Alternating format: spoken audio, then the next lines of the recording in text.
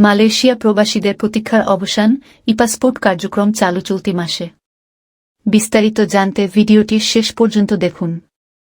E-passport নিয়ে দীর্ঘ প্রতীক্ষার অবসান হতে চলেছে মালয়েশিয়া প্রবাসীদের। নানা জটিলতা কাটিয়ে দেশটিতে এ মাসেই চালু হচ্ছে প্রবাসী বাংলাদেশিদের জন্য ই-পাসপোর্ট কার্যক্রম। আগামী শুক্রবার ১-৯ এপ্রিল থেকে শুরু হবে আবেদন গ্রহণ। সেবাটি দেবে বাংলাদেশ সরকার অনুমোদিত বেসরকারি প্রতিষ্ঠান এক্সপেট সার্ভিসেস লিমিটেড। চলতি বছরের ৫ জানুয়ারি রাজধানী কুয়ালালামপুরের সাউথগেট কমার্শিয়াল সেন্টারে মালয়েশিয়া প্রবাসী বাংলাদেশিদের নানামুখী সেবা নিয়ে যাত্রা শুরু করে প্রতিষ্ঠানটি। শুরু থেকেই প্রতিষ্ঠানটি মালয়েশিয়া প্রবাসীদের পাসপোর্ট নবায়নসহ অন্যান্য সেবাদানে হয়রানি ও দালালমুক্ত রাখার ঘোষণা দিয়ে আসছে। এক্সপেট সার্ভিসের পরিচালক মো.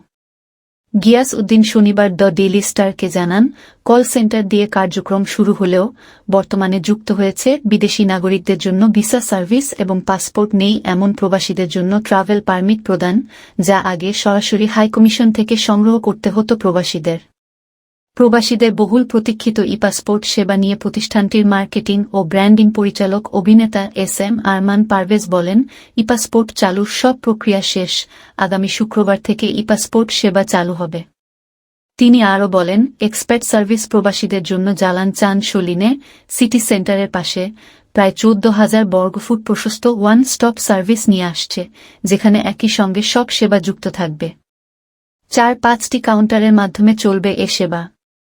কোনো প্রবাসী পাসপোর্ট করতে চাইলে ব্যাংক ড্রাফট থেকে শুরু করে ফর্ম পূরণ পর্যন্ত সব কাজে সহযোগিতা করবে প্রতিষ্ঠানটির কর্মীরা।